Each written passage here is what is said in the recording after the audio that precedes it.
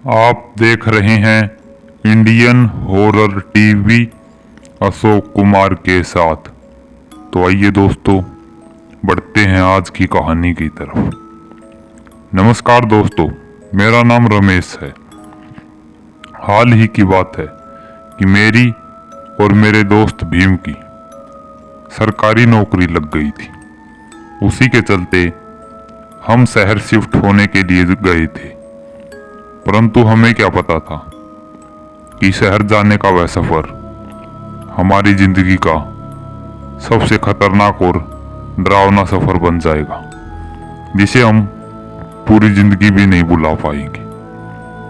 दरअसल हुआ कुछ ऐसा था कि मैं अपने दोस्त भीम के साथ अपने गांव से शहर जा रहा था, परंतु रास्ते में ही एक खाली और सुनसान सड़क पर हमारी बस खराब हो गई। हमारी बस जंगल के बिल्कुल बीच में खराब हो गई थी, जिसके कारण कोई भी बाहर से मदद वहां पर नहीं बुलाई जा सकती थी। बस के ड्राइवर और कंडक्टर दोनों काफी चिंतित थे और वे तकरीबन 1 घंटे से बस को देखे जा रहे थे, परंतु वह थी कि ठीक होने का नाम ही नहीं ले रही थी। वहां पर हमें तकरीबन रात के 9 बज गए थे। अब अंधेरा बहुत ज्यादा होने लगा था। हमें अगले दिन तक शहर पहुंचना बहुत जरूरी था, इसलिए मैं और मेरा दोस्त भी हम दोनों बस से नीचे उतरे और ड्राइवर से कहा, भाई साहब, यह बस हमें नहीं लगता कि ठीक हो पाएगी।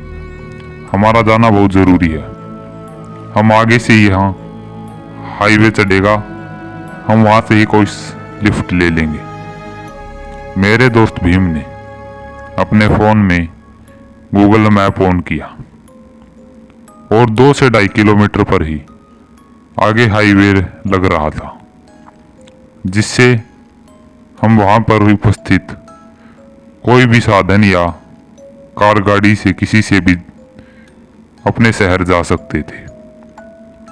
परंतु ड्राइवर हमारी बात सुनकर हमें रोकने की कोशिश करने लगा और हमसे कहा, साहब, आप यहीं पर इंतजार कीजिए। अकेले इस जंगल में आप दोनों का जाना ठीक नहीं है। आपकी जान भी खतरे में पड़ सकती है। परंतु हम थे कि उसकी कोई भी बात सुन ही नहीं रहे थे और हमने उन्हें कहा, भाई साहब, हमारा जाना बहुत जरूरी है, आप हमारी चिंता मत कीजिए। ऐसा कहकर मैं और मेरा दोस्त हम दोनों उस सड़क पर आगे बढ़ गए। भीम के मोबाइल में गूगल मैप ऑन था और हम उसी के सहारे आगे बढ़ रहे थे। काली रात में हमने अंधेरे को चीरने के लिए अपने साथ एक टॉर्च रख रखी थी।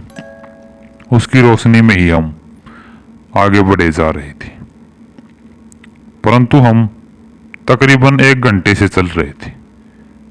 वह रास्ता था कि खत्म होने का नाम ही नहीं ले रहा था। हम दोनों ने जब पीछे मुड़कर देखा तब हमें बस भी दिखनी बंद हो गई थी। मैंने भीम से कहा कि यार, हमें चलते हुए काफी वक्त हो गया, परंतु यह रास्ता है कि खत्म होने का नाम ही नहीं ले रहा।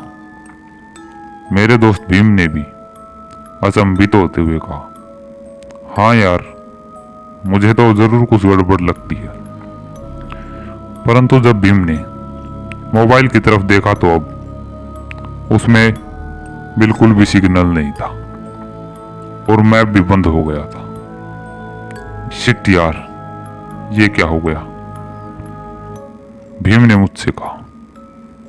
मैंने भीम से कहा, चलो भाई, अब ऐसे ही आगे बढ़ते हैं।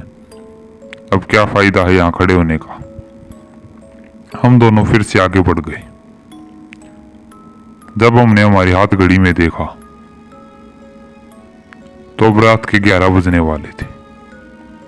हमें तकरीबन 2 घंटे हो गए थे चलते हुए, और अब हम दोनों चलते चलते थक गए थे। हम वहीं पर रोड के साइड में ही बैठ गए, परंतु तभी हमें कुछ रोशनी दिखाई दी। हम झट से खड़े हो गए। अंधेरी रात में हमें वह उजाला जो कि हमारी आंखों में प्रवेश कर रहा था, हमें ज्यादा कुछ दिखाई नहीं दे रहा था, परंतु वह रोशनी हमारे पास आकर रुकी। हमने साइड से होकर देखा तो वह बस थी। रूट नंबर 375, भीम ने पढ़ते हुए कहा। उस बस में से एक कंडक्टर बाहर निकला और उसने हमसे कहा, साहब जल्दी चलो, वक्त नहीं है, बस पहले ही लेट है। कंडक्टर की बात मानकर मैंने भीम की तरफ कहा, यार वो ड्राइवर तो मना कर रहा था कि अब कोई भी बस नहीं आएगी, परंतु भीम ने मुझसे कहा कि यार तू ज्यादा सोच मत, वरना ये बस भी हमारे हाथ से निकल जाएगी। ऐसा कहकर वह झट से बस में चढ़ गया और उसके पीछे पीछे मैं भी बस में चढ़ गया। बस में ज्यादा पैसेंजर नहीं थे, आधी बस लगभग खाली थी। बस के आगे ही एक सीट खाली थी। मैं और भीम उस पर जाकर बैठ गए और भीम मुझे अपने मोबाइल में कुछ अपनी पुरानी फोटोज दिखाने लगा। भीम की फोटोज देखने में हम इतने मगन हो गए थे, परंतु तभी हमें एक आवाज सुनाई दी, साहब टिकट ले लो। उस आवाज को सुनते हुए मैंने अपनी जेब से पैसे निकाले और उस कंडक्टर की तरफ बढ़ा दिए और 2 टिकट लेने के लिए कहा।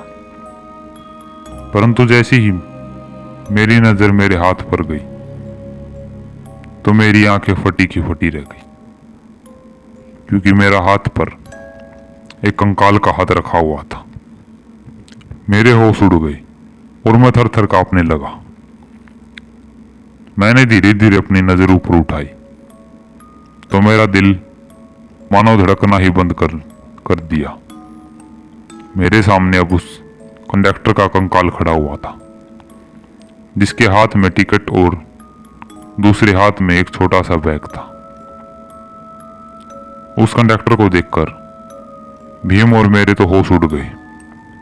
हम दोनों चीखते हुए वहां से उठे और ड्राइवर की तरफ भागे, परंतु हमारे कदम वहीं पर थम गए, क्योंकि ड्राइवर भी अब कंकाल में बदल गया था।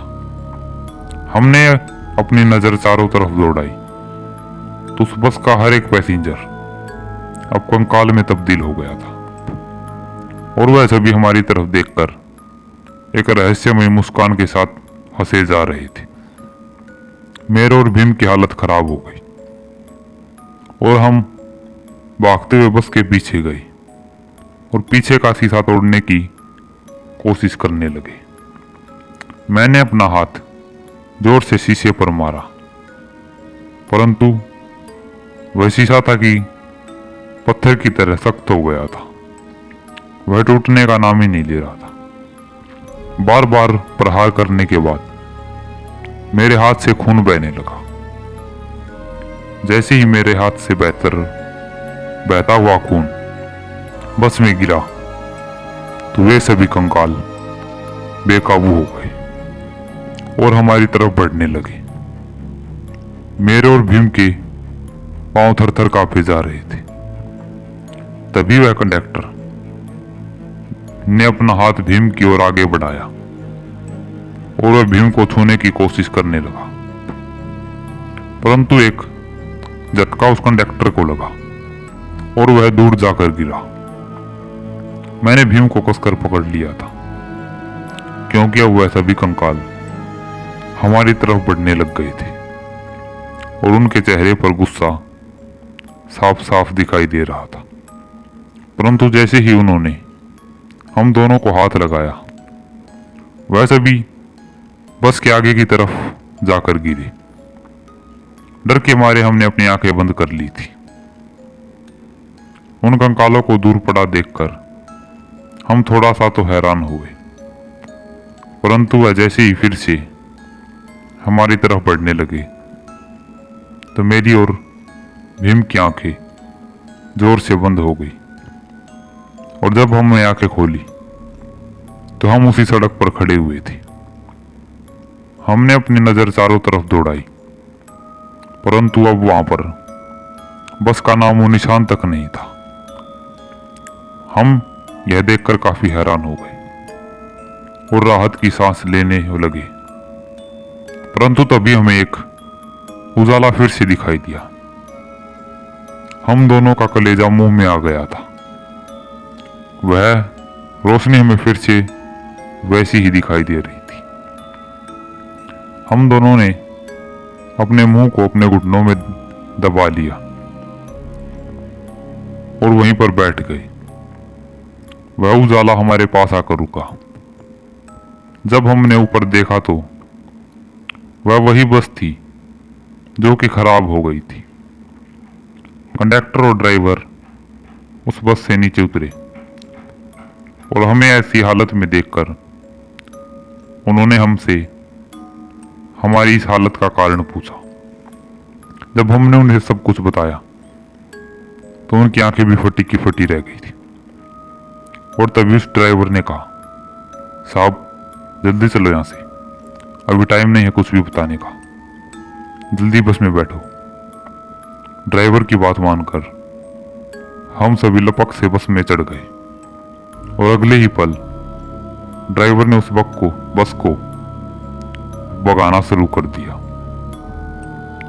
जैसे ही बस हाईवे पर चढ़ी तो सभी ने राहत की सांस ली और फिर उस ड्राइवर ने बताया कि कुछ साल पहले यहीं पर 375 रूट का एक्सीडेंट हो गया था और वह बस खाई में गिर गई थी, परंतु पुलिस को उस बस का और उस बस में स्थित सभी पैसेंजरों का नामो निशान तक नहीं मिला। तभी से कई लोगों को वह बस सड़क पर चलती हुई दिखाई देती है, परंतु जो भी उसमें बैठता है वह जिंदा वापिस नहीं लौटता। मेरे और भीम के तो आंखें और मुंह खुला का खुला ही रह गया था और हम उस घटना को सोचे जा रहे थे। तो दोस्तों, आज की कहानी में बस इतना ही। यह कहानी आपको कैसी लगी? अगर अच्छी लगी हो तो वीडियो को लाइक, कमेंट और शेयर कीजिए। अगर चैनल पर नए हैं तो चैनल को सब्सक्राइब कीजिए। जल्द ही मिलते हैं ऐसी डरावनी और दिलचस्प कहानियों के साथ। तब तक के लिए देखते रहिए इंडियन हॉरर टीवी।